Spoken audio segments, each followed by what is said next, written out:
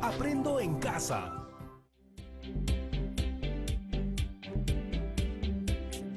Hola chicas y chicos de tercero de secundaria. Bienvenidos una vez más a Aprendo en casa. ¿Cómo están? ¿Todo bien? Bueno, les cuento que hoy será un súper programa, porque hoy es miércoles de Ciencias Sociales. Como todos y todas sabemos, vivimos en un país democrático. ¿Recuerdan que hace algunas semanas vimos cómo se organiza el Estado peruano y qué significa vivir en una democracia? Entendimos también la importancia de nuestra participación para poder cumplir con nuestros roles como ciudadanos y ciudadanas. Y bueno, el día de hoy viajaremos unos cuantos añitos atrás. Y es que para entender nuestro presente es importante conocer el pasado. El sistema en el que vivimos hoy en día es producto de muchos cambios políticos que se dieron en nuestro país en el siglo XIX, el siglo donde se estableció nuestra independencia. Algunos investigadores como Heraclio Bonilla y Karen Spalding dicen que nuestra independencia fue concedida. Y otros como Jorge Basadre dicen que nuestra independencia fue conseguida.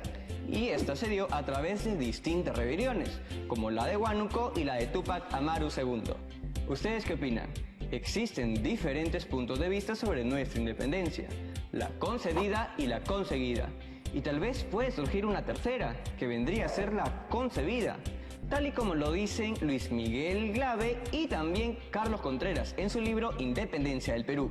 Concebida, concedida o concebida. Bueno, el tema de cómo se logró nuestra independencia sigue siendo un debate, pero para aportar y reflexionar sobre nuestra soberanía, les voy a decir una pregunta. ¿Cuán importante fue la rebelión de Túpac Amaru II en la lucha por la independencia? Ahora veremos un video que nos ayudará a analizar cuán importante fue la rebelión de Túpac Amaru II en la lucha por la independencia, a partir de evaluar las diversas causas que influyeron en ella. Vamos con el video.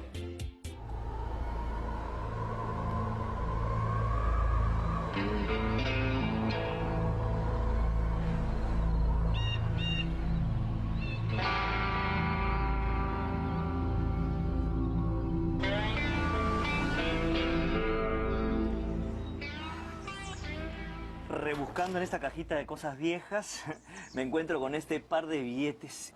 Recuerdo que algunos de estos me daban de propina en la década de los años 70. Y también figuraba este personaje, Túpac Amaru, en estos billetes. Recuerdo también que la imagen de Túpac Amaru estaba omnipresente en esa década. ¿Por qué habrá sido esto? Voy a preguntarle a un amigo.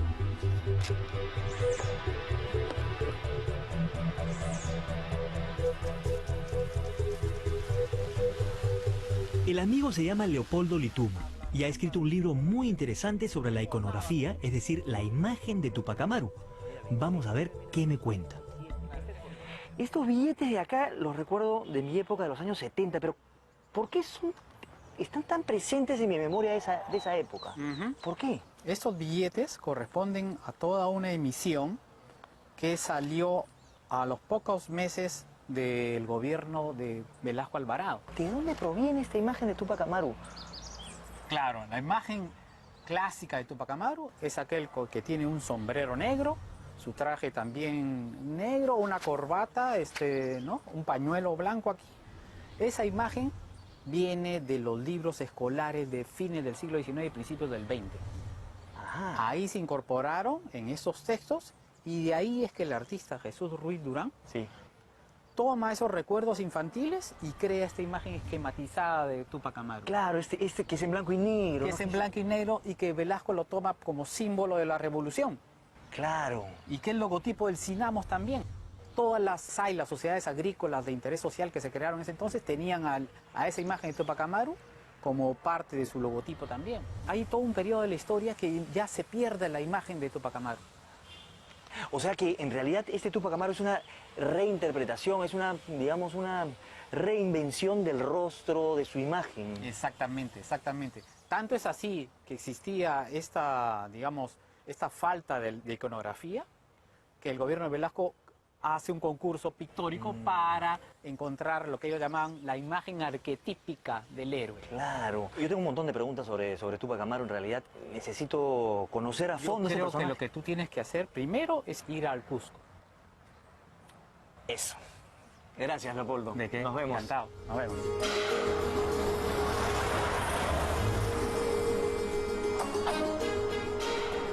Llegamos a Cusco para tratar de encontrar al verdadero Tupac Amaru. Este personaje producto de su tiempo, polémico, pero cuya memoria nos pertenece a todos los peruanos. Buscamos a Donato Amado, prestigioso historiador cusqueño, para que nos ponga en contexto a José Gabriel Condorcanqui Noguera, nombre de bautizo de Tupac Amaru. Gonzalo, bienvenido. Gracias, ¿Cómo profesor. estás? He venido al Cusco para aprender un poco sobre Tupac Amaru y creo que usted es la persona indicada, por lo menos. Cuénteme un poco, para empezar, ¿Tupac Amaru era un personaje conocido en el Cusco? Claro que sí. Tupac Amaru es un personaje que marca toda una identidad en el siglo XVIII. Tupac Amaru en el Cusco era conocido, muy bien conocido, no solo como curaca principal o como curaca gobernador, sino también era un hombre de comercio, ¿no? Tenía que estar en los grandes mercados como el Cusco, como Potosí. Tupac Amaru nace en un periodo particularmente difícil para España y sus colonias, ¿no? Sí. Cambio de Casa Real, vienen las reformas borbónicas. ¿Qué vienen a hacer las reformas borbónicas? Me parece que es un mecanismo fundamental que de alguna otra forma da pie a la gran rebelión de Tupac Amaru. Es decir, el manejo, el reparto de comercio, el reparto de mercancías a los curacas principales, ¿no? Que es también como consecuencia de la reforma borbónica, ¿no? La apertura de los mercados, ¿no? Pero quienes eran descendientes de los 11 incas gobernantes del gran Tahuantinsuyo, ellos tenían todo el privilegio de llamarse descendientes de la sangre real, ¿no? Pero también en ese contexto también había que entenderlo a los descendientes incas de privilegio o provinciales, ¿no? Entonces, en ese contexto había que ubicar a Tupac Amaru, José Gabriel Condorcanqui Tupac Amaru, ¿no? Y que se educó aquí en el Cusco. Que se educó en el Cusco. Cuando ya se establece el colegio aquí, ahí estudia Tupac Amaru. Claro, claro. Le correspondía. Le correspondía ahí, ¿no? Como cualquier otro curaca principal de cualquier provincia, le correspondía. ¿Está ese colegio todavía por aquí? Claro. Todo esto me parece realmente fascinante, me encanta, pero siento que debo, no sé, ir a las fuentes, como se dice, ¿no? Claro. ¿Por dónde debo empezar? Yo te sugiero, creo que debes visitar los pueblos donde él andó, los pueblos donde gobernó. Entonces yo creo que me voy para allá y estoy seguro que voy a regresar donde usted, haciendo una especie de círculo para poder terminar esta historia y a rendirle cuentas también. No, Gonzalo, muy bien. Gracias. Te deseo mucha suerte. Muy amable, gracias. Son pueblos tan lindos Sí. que te va a encantar, ¿no? Te van a dar un paisaje espectacular y bueno, pues a recorrer por la Así es. historia. Nos vemos, gracias. Ya, chao, chao, chao, chao.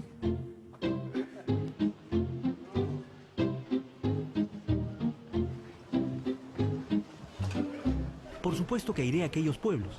No pretendo contar la historia de su lucha y gesta. Esa la debemos conocer desde el colegio. Lo que haré es vincular esa historia con los propios lugares. Sería justo empezar pues aquí en el Cusco con su estancia en el Colegio de Caciques. A tan solo 200 metros de la Plaza de Armas del Cusco se encontraba el Colegio para Caciques e Indios Nobles, regentado por los jesuitas. Hoy, de ese colegio solamente queda la fachada. Aquí estudió Tupac Amaru II. En 1750 se entera aquí mismo de la muerte de su padre. Y quizás aquí también haya aprendido, haya leído los comentarios reales de Garcilaso de la Vega, ese mundo idealizado de sus antepasados. Cuando muere su padre, él ya sabe que es el nuevo cacique de Surimana, Tungazuca y Pampamarca. En 1758 se va a Surimana. Nosotros haremos lo mismo.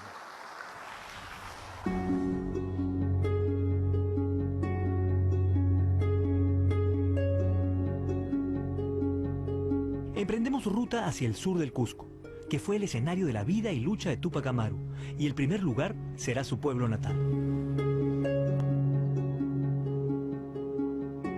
El camino es arduo, pero nos damos cuenta de la majestuosidad de sus paisajes y también de su postergado desarrollo.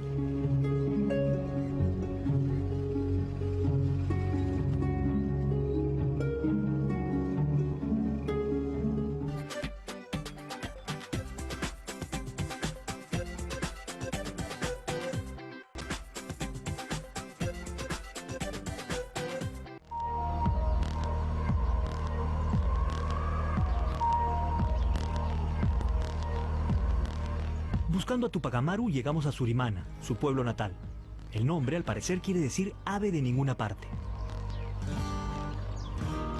Y hasta hoy, a pesar de su vinculación con Túpac Amaru, Surimana parece ser de ninguna parte por su atraso. Después del Cusco, creo que la primera parada obligatoria es el lugar donde nació Túpac Amaru. Ese pueblecito se llama Surimana y lo hemos visto ahí en el camino, aferrado a las montañas, frente al cañón del Apurímac. Y la primera parada obligatoria va a ser su casa natal. Ahí nació Túpac Amaru.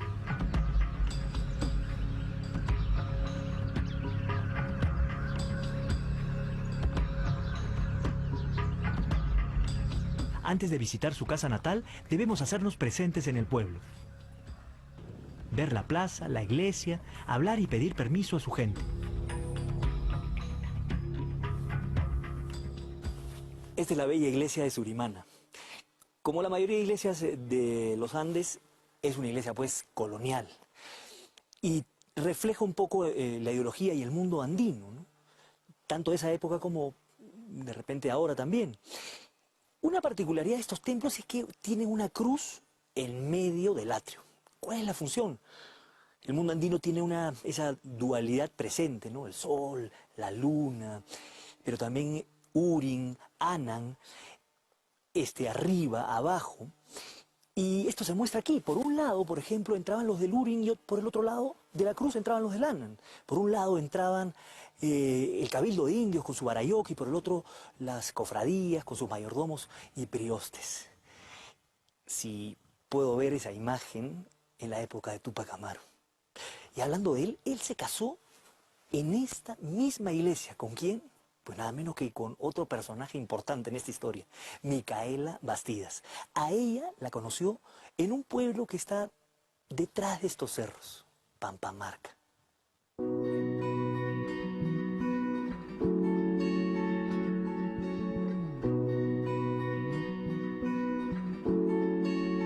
Yo ya estaba a punto de irme sin visitar la famosa casa natal.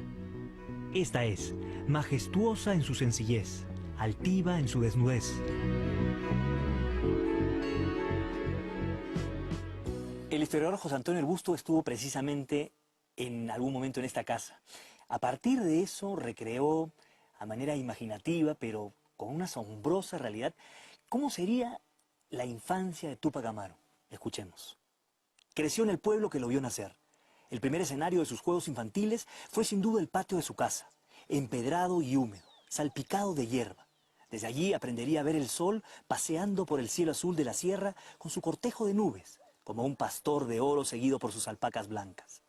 Posteriormente, saldría el niño a la calle acompañado por los criados indios a traer agua del Puquio, o tal vez con una india vieja a recoger plantas curativas junto a la capilleja de la Santa Cruz. Luego vendrían las salidas de aventura, sin criados ni testigos, pasando debajo del arco a la carrera para seguir a la plaza y subir al atrio de la iglesia. Apreciaría entonces por la calle alta el salir de los pastores con sus rebaños balantes, o el llegar de los llameros con sus rumiantes altivos. Las mujeres, con los hijos a la espalda, hilarían hacendosas, y los viejos sentados en el suelo tejerían cestos o fabricarían sogas, mientras los niños, grupo aparte, se ocupaban de desgranar mazorcas de maíz. Todos hacían algo, no había gente ociosa en el pueblo. Alguna tarde, con compañeros de su edad, descendería hasta el río. Miraba de cerca sus aguas, arrojaría pedrezuelas a su cauce, correría liberado entre cañas, visitaría las pequeñas cuevas de la orilla y se detendría finalmente, con sus emociones calmadas, para ver caer frente a él ese manantial de plata que desde lo alto se precipitaba ofrendoso al señor de los ríos habladores. Ese río hablador es el que está aquí abajo, el Apurímac.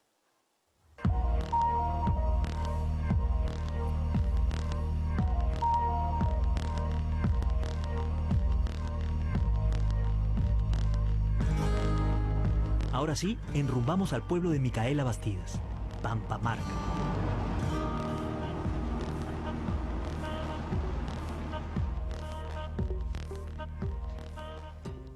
Cerca del pueblo de Pampamarca está esta laguna, también del mismo nombre, ¿no? ¿Saben qué me emociona? Me emociona saber que por aquí caminó la propia Micaela Bastidas, quizás en una época posterior, junto a Túpac Amaru. Es el mismo paisaje que vieron sus ojos. Micaela le dio 3 hijos a Túpac Amaru: Hipólito, Mariano y Fernando. De alguna manera compartieron el destino trágico de sus padres, ¿no? Me emociona saber que también por aquí quizás caminaron románticamente y Túpac Amaru le decía a ella Mica o Micaco, cariñosamente. Y ella le decía a él Chepe, diminutivo de José. Y es que eso es lo interesante, ¿no? Traer a la dimensión humana a estos semidioses de la patria, a estos personajes míticos que también sintieron, también amaron, también tuvieron deseos y también sufrieron.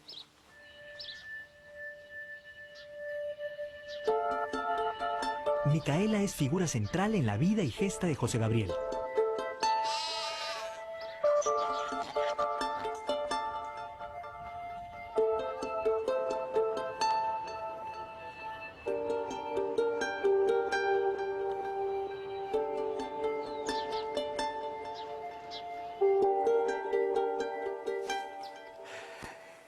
Tengo la impresión de que, así como en Surimana, en todos estos pueblos, como aquí el de Pampamarca, están llenos de esculturas e imágenes de Túpac Amaru.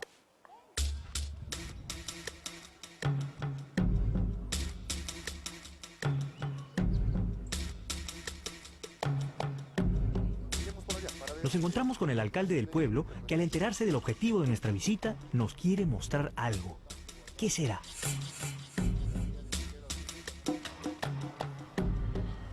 Libro de casamientos, septiembre del año 1749. Así es. Y esta es la firma de Túpac Amaru. Así dicen, ¿no? Bueno, por acá esto es interesante porque, por ejemplo, es una mezcla entre un cóndor, ¿no? Exacto. Entendemos cóndor, canqui, y hasta una serpiente, ¿no?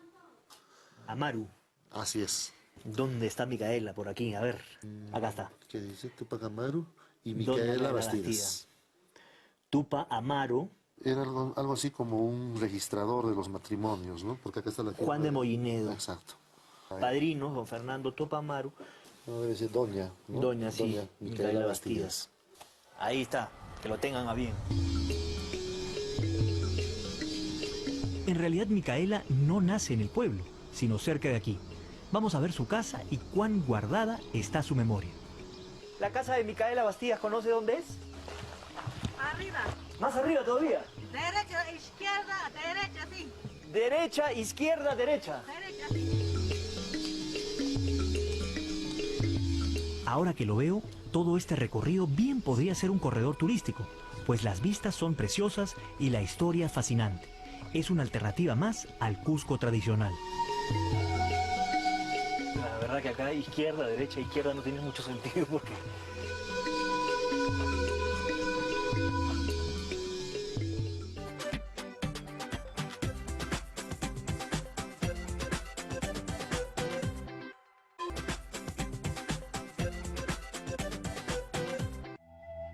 Langui es un pueblo al borde de un paisaje hermoso. frío y austero como el viento, pero con un hermoso espejo de agua que bulle de vida con las truchas. El puente colonial es de una belleza extrema. Mírenlo nomás, silencioso ante el paso de los siglos.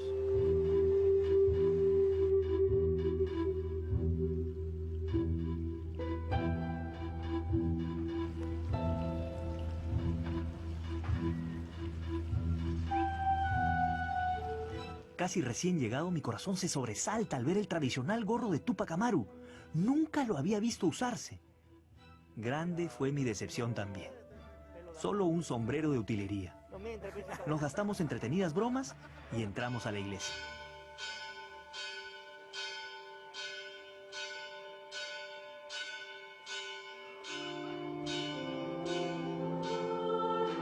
La iglesia, menos adornada, también nos interesa. Miren el coro que nos cuenta de las épocas donde el orgullo de un pueblo era el arte de su iglesia.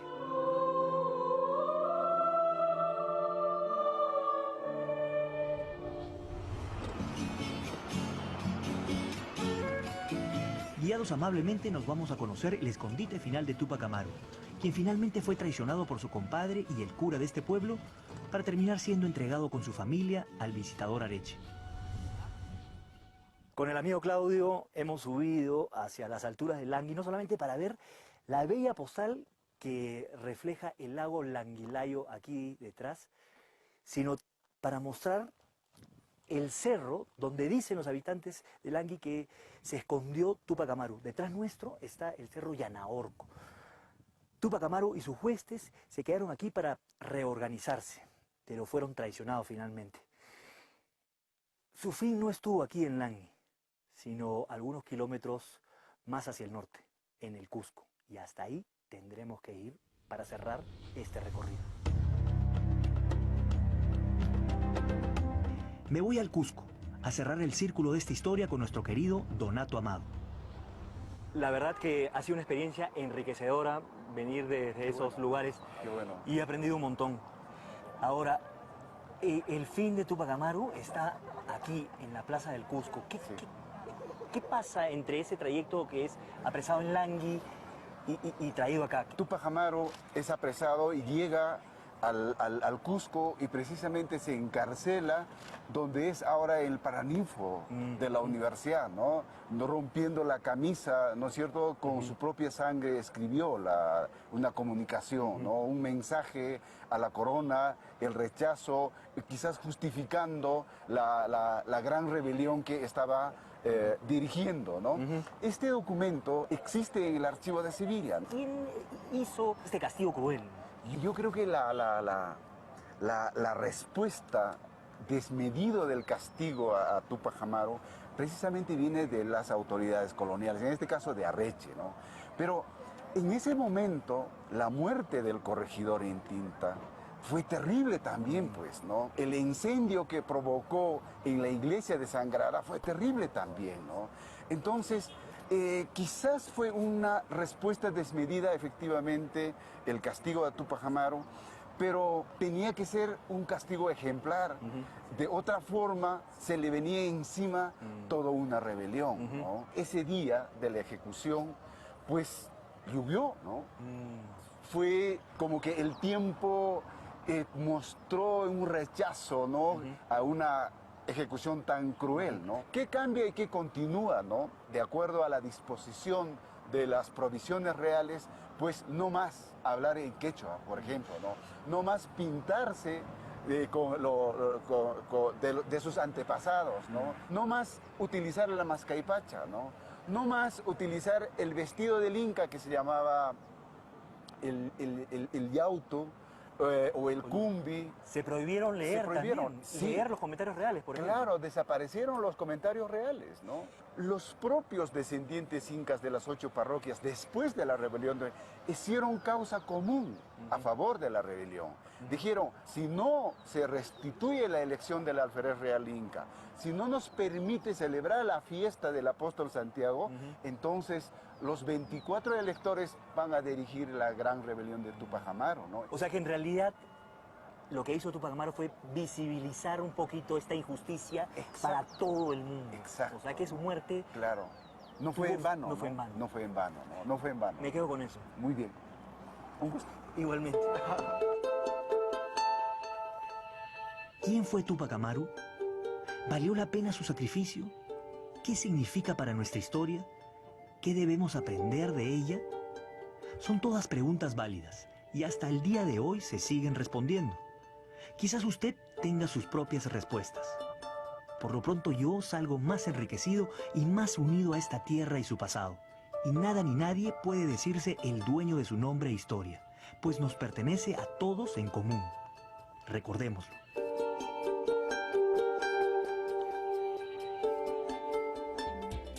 ¿Siguen ahí? ¿Sí? ¿No? Bueno, acabamos de ver algunos escenarios de la rebelión de Túpac Amaru II y hemos visto también que los investigadores que describen estos espacios presentan puntos de vista diferentes sobre las motivaciones y las causas que impulsaron a Túpac Amaru II a emprender la rebelión contra los realistas. Ahora, quizá ustedes se pregunten, ¿tiene que ver esto con nuestra independencia? ¿Qué tan importante habrá sido esta rebelión? Cuestionémonos sobre el éxito o fracaso de estos levantamientos, sobre los liderazgos y también sobre la movilización de las masas. Con todo esto, podemos dar respuesta al siguiente reto: hacer un organizador visual sobre los principales aspectos que debemos tener en cuenta para responder a la pregunta: ¿cuán importante fue la rebelión de Túpac Amaru II en la lucha por la independencia del Perú? Recuerden incluir en sus organizadores visuales una reflexión sobre lo que significa hoy este proceso histórico para el logro de nuestra independencia. Y no olviden que pueden compartir todo lo trabajado con algún compañero, compañera o algún familiar. Es importante que puedan registrar sus trabajos y guardarlos en su portafolio. Así tendrán todas las evidencias de su aprendizaje. Recuerden también lavarse las manos por al menos 20 segundos con agua y con jabón. Y si van a salir a la calle, que sea solo cuando sea necesario, respetando el metro de distancia y usando su mascarilla. Esto fue todo por hoy en Aprende en Casa. Nos vemos en una siguiente edición. ¡Chao, chao, chao!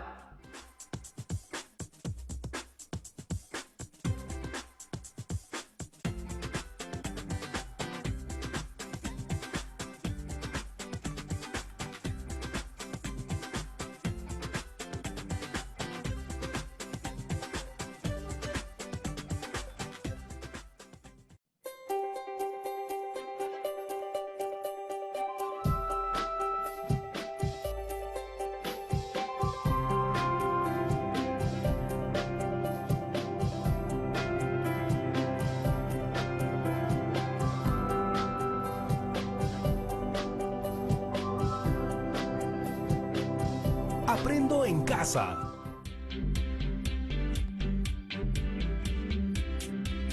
Hola amigas y amigos de cuarto de secundaria, bienvenidos y bienvenidas a este nuevo episodio de Aprendo en Casa, en el que conversaremos sobre algunas situaciones retadoras que tuvimos que vivir como país. Los peruanos y peruanas, a lo largo de la historia, hemos tenido que enfrentar peligros como la peste negra, el cólera, también fuertes sismos e inundaciones. Tras estas situaciones difíciles, la ciudadanía peruana quedó muy afectada y distintos actores de la sociedad lideraron la etapa de recuperación social, económica y cultural.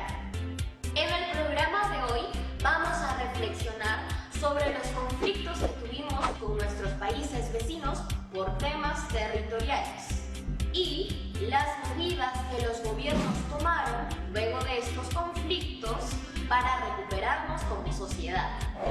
Nos centraremos en el proceso histórico que le siguió a la guerra con Chile para analizar y evaluar cuán eficaces fueron estas políticas de reconstrucción que implementaron los gobiernos de Iglesias, Cáceres y Piérola. Me llama mucho la atención este tema porque no puedo evitar pensar en las acciones que como país hemos iniciado para ir superando esta crisis sanitaria que vivimos actualmente. Y creo también que es importante que estemos preparadas y preparados para analizar estas decisiones políticas y dar opiniones bien fundamentadas. Ahora mejor veamos el video. Tomen nota de las ideas principales y quédense hasta el final, que les plantearé un reto para seguir reflexionando sobre el tema. ¿Listos? Pues allá vamos.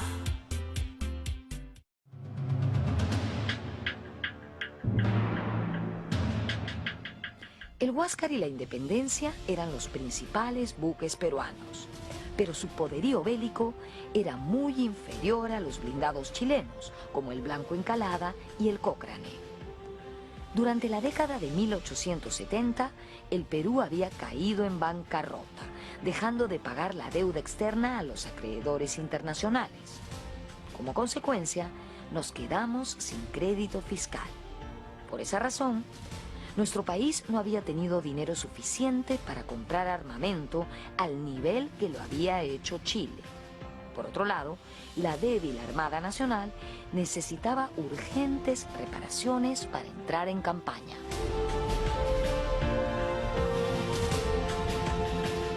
Recordemos que en 1872 triunfó el primer gobierno civil en el Perú, precisamente titulado civilista, ¿no? El Partido Civilista de Pardo. Y el civilismo surgió como una reacción contra el militarismo.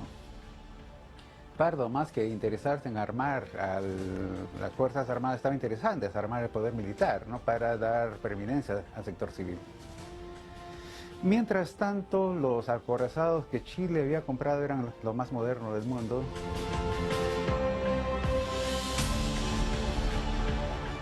Había contraído los préstamos en tiempo de Balta, préstamos que fueron mal usados y fueron un obstáculo para modernizar el ejército y sobre todo la marina.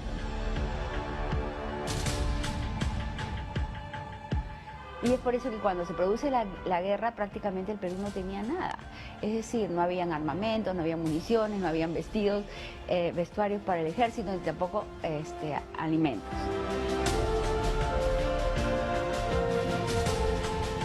A pesar de las circunstancias adversas, se tuvo que combatir.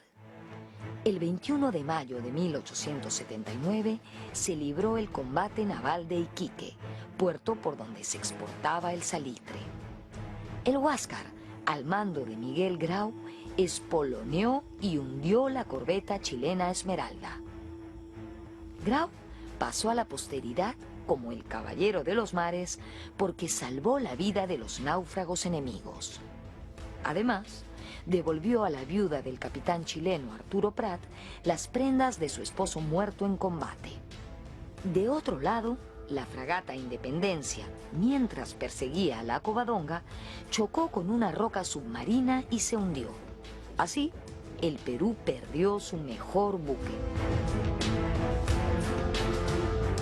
Ante este desastre, las naves peruanas Huáscar y Unión adoptaron una táctica de guerrillas. Atacaban y se replegaban.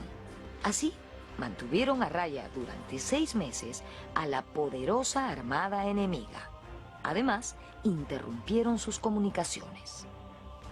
Las naves peruanas asestaron duros golpes al enemigo, como la captura del transporte Rímac. Esta inesperada efectividad de la debilitada Marina peruana provocó una seria crisis política en Chile. Corría el mes de julio de 1879.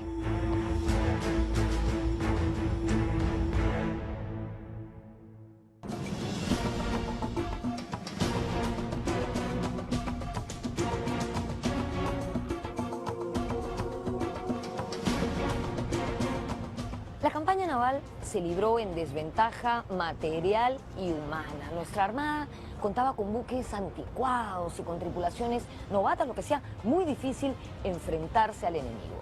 Nuestros buques prácticamente se limitaban a impedir que los chilenos desembarcasen en nuestro territorio y a transportar tropas a zonas como Tarapacá, por ejemplo. Sin embargo, dentro de esas limitaciones, los oficiales de la Marina actuaron de manera valiente e inteligente. Y entre ellos, sin duda, brilló la figura de Miguel Grau, a quien vemos en este monumento en el Callao. Grau, al mando de un limitado monitor como el Huáscar, pudo ser una muralla móvil y se convirtió en la pesadilla de los chilenos.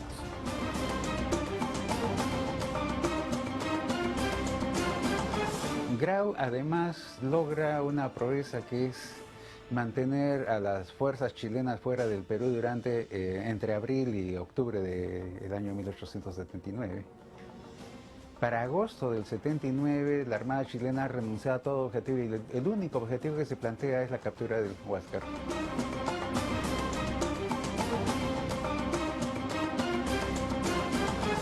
Impresionó mucho. En Argentina, por ejemplo, en Colombia, no olvidemos que el papá de Grau era de origen colombiano. Los elogios que hace el New York Times a Grau, ¿no? Es decir, los elogios frente a un capitán de navío y después almirante como era Grau, que combatía en desventaja material evidente, ¿no? Y que sin embargo tenía grandes hazañas y grandes logros, ¿no?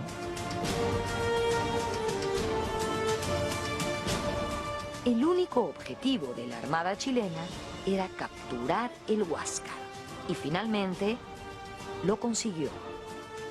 El legendario Monitor fue rodeado en Angamos el 8 de octubre de 1879.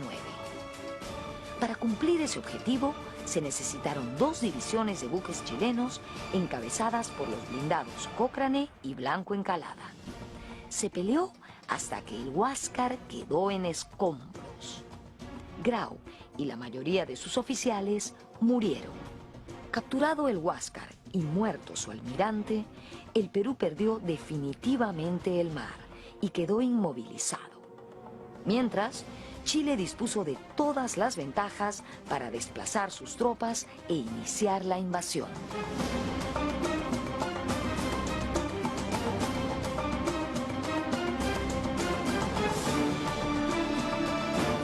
Y mientras el Huáscar estuvo navegando bajo conducción peruana, ni un solo chileno pudo poner la planta sobre el Perú. Es solo después de la captura del Huáscar, el 8 de octubre, que a unas 2 o 3 semanas se produce la invasión en Pisagua y sigue Tarapacá y toda la pérdida de los territorios del sur, ¿no? Pero Grau revela ser un marino extraordinario.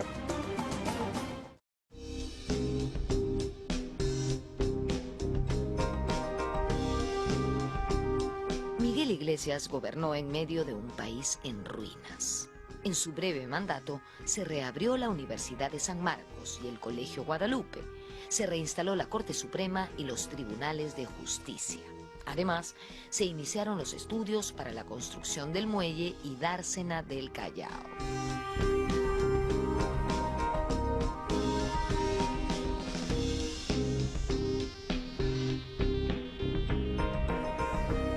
En 1884, el presidente Miguel Iglesias, que había sido muy controvertido por la firma del Tratado de Ancón y por su cercana relación con los chilenos, tuvo una acertada idea. ¿Cuál fue esta idea? Nombrar a Ricardo Palma director de la Biblioteca Nacional. La Biblioteca Nacional había sido prácticamente saqueada durante la guerra y su local estaba casi inservible. Dicen que los chilenos incluso lo usaron como establo para sus caballos. Durante varios años, Ricardo Palma asumió esta tarea con entusiasmo y puso su fama y su prestigio al servicio de la reconstrucción de la biblioteca. Envió cartas a personas e instituciones, tanto en el país como en el extranjero, solicitando donaciones de libros y documentos. Por esta actitud, la gente comenzó a llamarlo el bibliotecario mendigo. Iglesias reactivó impuestos, entre ellos la contribución personal. Esto golpeó a los indígenas y fue así que se produjo la rebelión de Ancash, dirigida por Pedro Pablo Atusparia, levantamiento que fue sofocado sangrientamente. Habrá una protesta indígena, un maltrato de la autoridad política del Estado, el prefecto, el subprefecto, contra los líderes indígenas, les cortan el cabello, los humillan, ¿no? Los tratan de una manera horrible. Y va a haber una reacción masiva contra las autoridades políticas del Estado. Es la llegada de Cáceres la que le da un final, digamos, no tan trágico a la rebelión de Atusparia, Incluso Cáceres va a recibir al hijo de Atusparia y lo va a educar, ¿no? Va a quedar a cargo de la educación del hijo de Atusparia.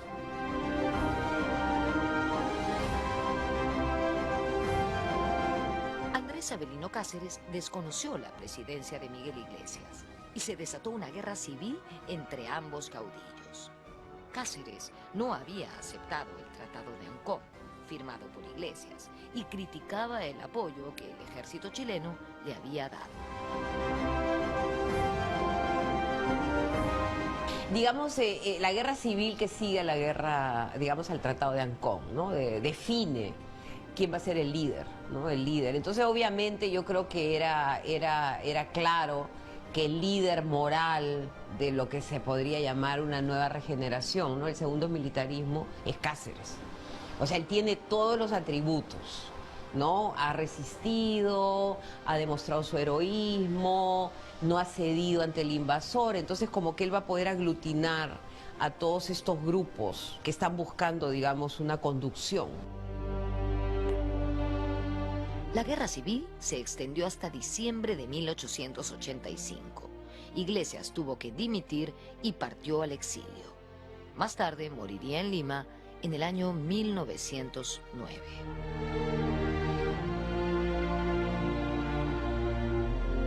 Cáceres demoró un año entero en vencer a Iglesias, estuvo a punto de ser derrotado Cáceres en alguna ocasión, y lo encarnizado de la guerra civil entre Cáceres y Iglesias muestra pues que Iglesias tenía algún respaldo, ¿no?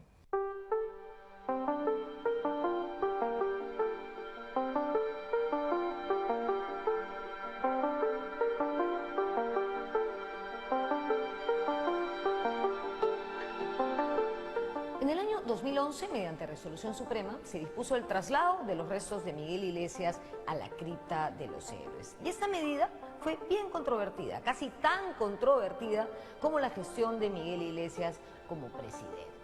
Iglesias había combatido en la defensa de Lima en el año 1881 valientemente e incluso en la batalla de San Juan, donde él mismo cayó prisionero, había perdido a su hijo.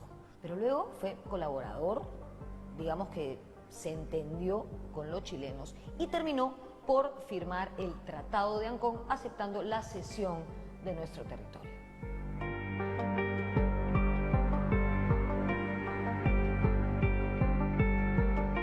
En el gobierno de Alan García llegó a la cripta de los héroes.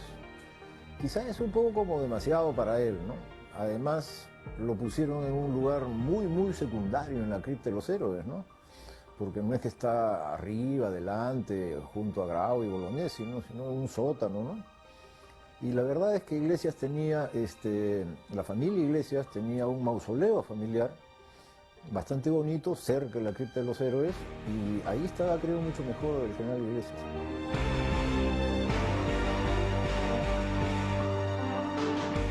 Derrocado Iglesias, se instaló un gobierno provisional que convocó a elecciones, que fueron ganadas por Cáceres, encabezando al Partido Constitucional y con el respaldo del Partido Civil. Cáceres inició su gobierno en junio de 1886, reorganizó el ejército y la marina y se concentró en impartir una adecuada instrucción militar. Pero el principal problema que debía afrontar era el económico.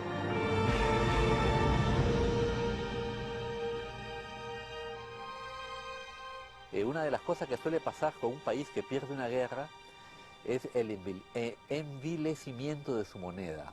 Y pasó con el sol de papel, el billete fiscal le llamaban en el Perú. No con el sol de plata, porque a él lo defendía su propio soporte metálico, que era la plata. Entonces el gran debate después de la paz de Ancón es qué hacemos con el billete fiscal. La pauta la había dado el ejército chileno de ocupación, que no recibía para el pago de impuestos billetes. Eso devaluó más al billete.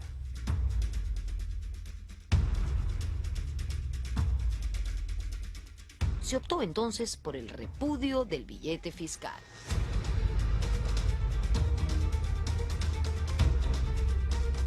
Que es como desconocer a tu hijo, ¿no? Como decir, eso con que yo te pagué ya no vale. bueno, entonces la gente que había recibido esos billetes, sobre todo piensa en gente que había ahorrado, gente poco informada, viudas, por ejemplo, en el interior, que vendían su propiedad y les pagaban con billetes y ellas no eran conscientes de la estafa que eso implicaba y a la cual el Estado se prestaba con un instrumento que ellos mismos habían emitido. Quizás ese es el capítulo negro, te diría yo, de la reconstrucción económica, y son en cierta forma los sacrificados, ¿no? Indígenas que han juntado el dinero para pagar la contribución, se restaura la contribución indígena, ¿no? Bajo no haber contribución fiscal, los indios tienen que pagar tributos en un país en que nadie más paga impuestos. Dice, se presentan con billetes que han juntado para pagar y el Estado no quiere reconocerles los billetes que él mismo ha emitido, ¿no? Durante el mandato de Cáceres se fundó el Banco Italiano y algunas compañías de seguros. También las cámaras de comercio de Lima, Callao y Arequipa. El héroe de la Breña lideraba el proceso de reconstrucción, pero no solo a nivel material, sino también simbólico, moral. Que repatria a muchos de los héroes de la Guerra del Pacífico cuyos cuerpos están dispersos en diferentes partes del Perú y hace como una especie de funeral unificador, ¿no? Entonces, digamos, ir curando las heridas, ir reconociendo a tus héroes, pero paralelamente a eso yo creo que el partido que él crea, ¿no? El constitucionalismo, ya también tiene un proyecto político-económico. Cáceres estableció la descentralización fiscal. Con esta medida, cada departamento cobraría sus impuestos y organizaría sus gastos a través de las juntas departamentales. Al final, la medida fracasó.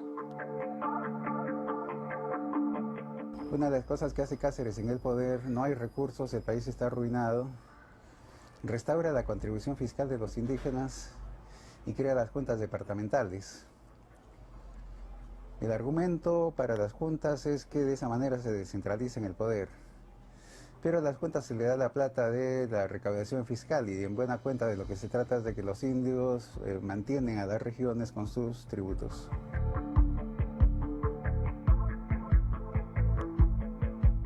Como es lógico, la relación entre Cáceres y el campesinado se fue resquebrajando paulatinamente. Ese campesino que sufrió tanto, ese campesino que luchó a morir en el centro, sin embargo, pasada la guerra, lo primero que hizo Cáceres fue sacarlos de las haciendas, fue quitarles las propiedades y volvimos al statu quo anterior a la guerra.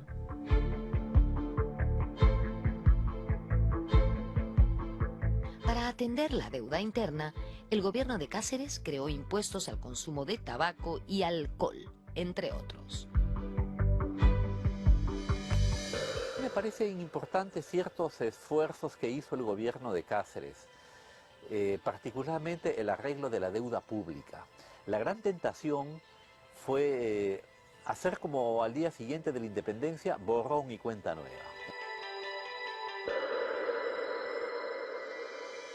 Por otro lado, la deuda externa resultaba impagable.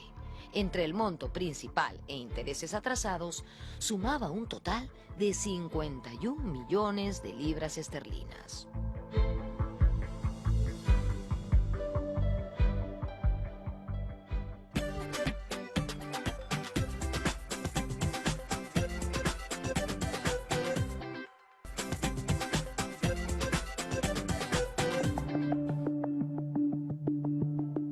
Esto de Cáceres a mí me hace acordar mucho a las dictaduras organizadoras, ¿no? Digamos, un dictador autoritario, porque Cáceres era autoritario, pero con un modelo económico de apertura, ¿no? Porque al final el contrato Grace, digamos, es una suerte de desnacionalización económica, apertura a los mercados, digamos, el Perú, claro, las circunstancias te lo exigen, ¿no? Porque sin inversión de capital, el Perú estaba totalmente trabado, ¿no? Entonces es una combinación extraña de un gobierno autoritario y, digamos, una política económica abierta y liberal, entre comillas, ¿no? Entre otras cosas, el Perú cedía los ferrocarriles por 66 años. También concedía 2 millones de hectáreas de Amazonía, autorizaba la libre navegación por el lago Titicaca y se comprometía a entregar 2 millones de toneladas de guano y una cuota anual de 80.000 libras esterlinas. El contrato Grace me parece que fue positivo porque implicó, digamos, resolver la deuda quedó anulada, a cambio se entregaron los ferrocarriles y tampoco es que se dieran terminados, ¿eh? Los ferrocarriles estaban inconclusos, destruidos, sin locomotoras. Yo pienso que fue un buen arreglo en este sentido para el Perú. Con el contrato Grace, la deuda externa peruana vuelve a cero. El Perú vuelve a ser un país elegible por la comunidad financiera internacional, puede contraer nueva deuda externa y sobre todo se convierte en un país confiable, en el sentido de que llegarán una serie de inversiones extranjeras. De las tierras de ceja de selva, solo se entregaron 450.000 hectáreas. La cuota de 80.000 libras esterlinas solo se hizo efectiva el primer año. Por eso, años después, durante el oncenio de Leguía, las líneas férreas fueron cedidas a perpetuidad. El mismo Basadre es cauto cuando dice, bueno, fue una operación quirúrgica necesaria. No teníamos cómo evitarla, pero nos costó mucho.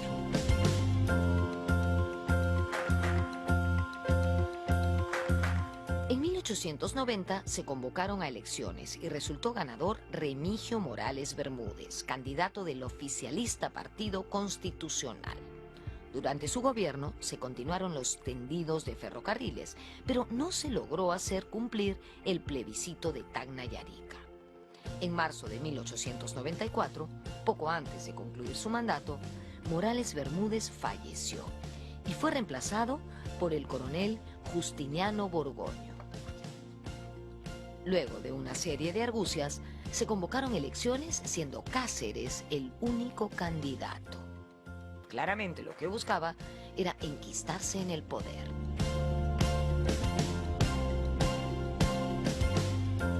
Suscribo a lo que dice Jorge Basadre. Ni un héroe puede hacer riendas con los jirones de la libertad. Es un juicio muy duro el de Basadre. Dice, solo le faltó una cosa a Cáceres para su consagración, que hubiera sido apoteósica, morir en Huamachuco. Sobrevivirse a Huamachuco y convirtió al héroe en caudillo, y el caudillo cometió una serie de arbitrariedades, destruyó la institucionalidad. El gobierno de Cáceres tenía los días contados. Solo duró unos meses. Quien galvanizó a toda la oposición en una coalición nacional fue Nicolás de Piérola, jefe del Partido Demócrata. El otro socio importante de esta coalición fue el Partido Civil, que antes había apoyado a Cáceres. Los dos grandes adversarios históricos, el Partido Civil y el Demócrata, unían fuerzas por un objetivo común: sacar a Cáceres del poder. Piérola fue el gran actor político del último cuarto del siglo XX en el Perú, ¿no?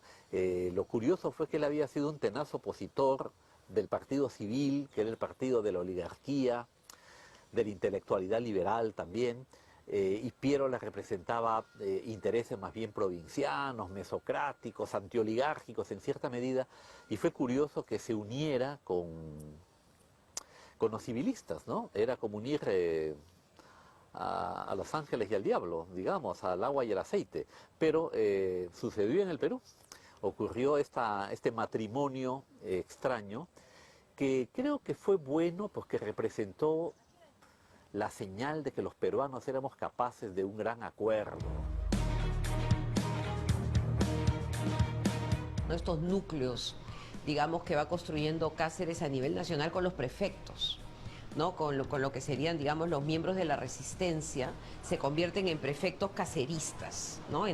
Casi en la mayoría de lugares del país, y van creando, digamos, una resistencia hacia ese autoritarismo de Cáceres, ¿no? Entonces el país se está militarizando en cierta manera, y lo que hace Piérola, que es como la paradoja de la vida, es que el hombre que se va, el presidente que deja todos los papeles en Palacio de Gobierno para que los chilenos capturen eso, el que no da cara, termina siendo el héroe de la jornada, porque, digamos, representa la coalición nacional y una suerte de democratización y darle voz a las provincias que sienten que Cáceres las está, digamos, ahogando con sus políticas. Entonces, como la historia en el Perú es tan fluida, tan contradictoria, que puedes darle la vuelta y el que se supone que era el héroe nacional se convierte, digamos, en el tirano.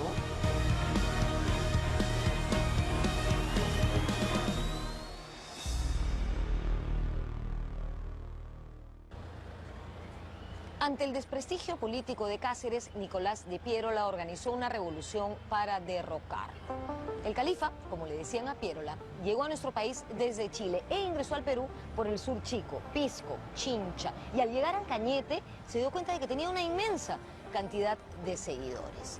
Apoyado por el Partido Civil, Piérola organizó un ataque contra la capital. El escenario de las luchas fueron las calles de Lima.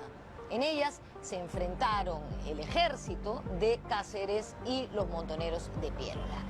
El 17 de marzo de 1895, Piérola estableció su cuartel general aquí, donde estoy en este momento, en la llamada Plazuela del Teatro.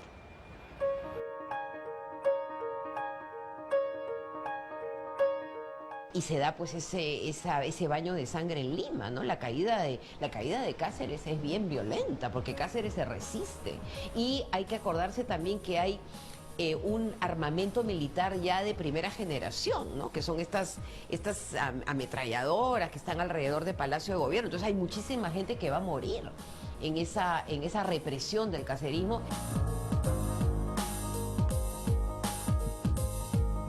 Y lo vence a Cáceres en una cosa que es la especialidad de Cáceres, las montoneras, ¿no?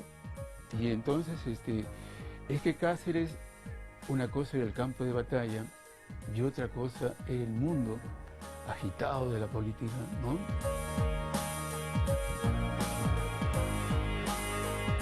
Para evitar un mayor derramamiento de sangre, Cáceres aceptó un armisticio. ¿Para qué? Para curar a los heridos y enterrar a los muertos. Y ese armisticio más tarde derivó en una convocatoria a elecciones que ganó Piérola.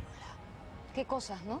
El héroe de la Breña había perdido el apoyo popular por querer perennizarse en el poder y fue derrocado por Piérola, que había realizado una nefasta gestión como presidente durante la guerra con Chile.